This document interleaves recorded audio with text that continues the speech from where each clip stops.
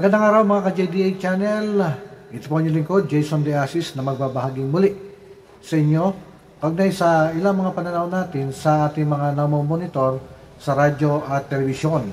Ito po mga kaibigan ay may kaugnayan sa National Task Force to End Local Communist Armed Conflict at alam po naman yung mga kaibigan sa ating tingin ay ito po ay isang mahalagang instrumento sa pagsusulong ng kapayapaan at kaunlaran sa mga lugar na matagal nang naapektuhan ng armadong labanan sa Pilipinas.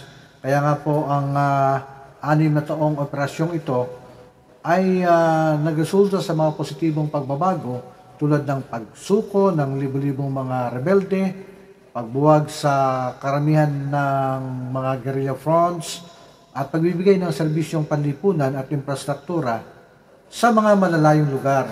Kaya nga po mga kaibigan, ang mga tagumpay na ito ay nagpapakita ng potensyal ng isang masinsinang diskarte na nakatuon sa socio-economic development at community empowerment bilang mga kasangkapan laban sa insurgency. Ang mga inisyatiba po ng NTF-ELCAC ay nagbigay daan sa maraming komunidad na nakaranas ng tulong na matagal nang ipinagkait po sa kanila. Ang mga programang tulad ng pagtatayo ng mga paaralan, pagbibigay ng serbisyong medikal at pagtatayo ng mga kalsada sa mga geographically isolated and disadvantaged areas o GIDAs ay may malalim pong epekto sa pagpapabuti ng kabuhayan ng mga Pilipino sa mga lugar na ito.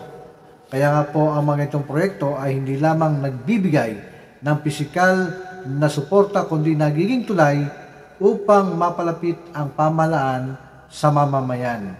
Gayunpaman, mahalaga rin tingnan ang mga hamon na kinakaharap ng NTF-ELCAC, ang mga aligasyon ng yung paglabag po sa karapatang pantao at militarisasyon ng mga komunidad ay seryosong issue na dapat tugunan ng task force.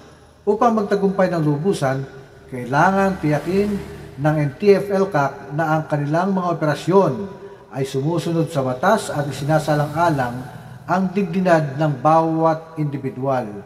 Ang ganitong mga isyu ay nagdudulot ng pagdududa sa layunin ng programa at maaaring makasira sa tiwala po ng publiko.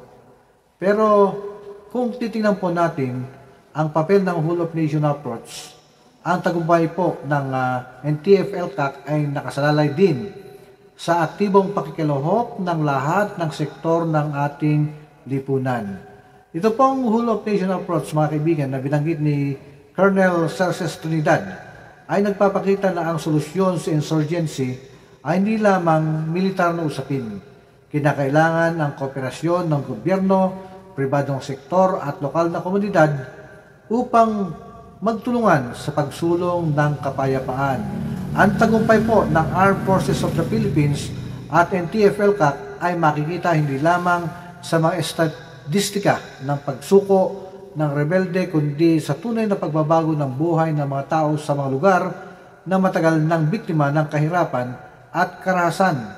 Kaya nga po mga kaibigan, kung ang pag-uusapan ay ang landas patungo sa kapayapaan, ang pananatili po o ang pananatili ng NTF-ELCAC sa kabila ng mga kritisismo ay indikasyon na seryoso ang pamahalaan sa pagsugpo sa insurhensiya at sa pagpapalaganap ng kaunlaran sa buong bansa. Ngunit mahalaga rin na ang kanilang mga tagumpay ay manatiling sustainable. Kailangan tiyakin na ang mga serbisyong na ipagkaloob ay magpapatuloy at magdadala ng pangmatagalang epekto. Sa huli po, ang misyon ng NTF-ELCAC ay hindi lamang wakasan ang insurgency kundi itaguyod ang isang mas mapayapa at maunlad na Pilipinas. Ang hamon ngayon ay paano ito gagawin sa isang paraan na tunay na mga tarungan, makatao at nagbibigay halaga sa karapatan ng bawat Pilipino. Ang tagumpay ng task force ay magiging mas matatag kung ito'y nakaangkla sa tiwala at suporta ng taong bayan. Maraming salamat po sa inyong pagsubaybay dito sa JDA channel. Ito po ang inyong nakasama, Jason De Asis, ugaling tumutok.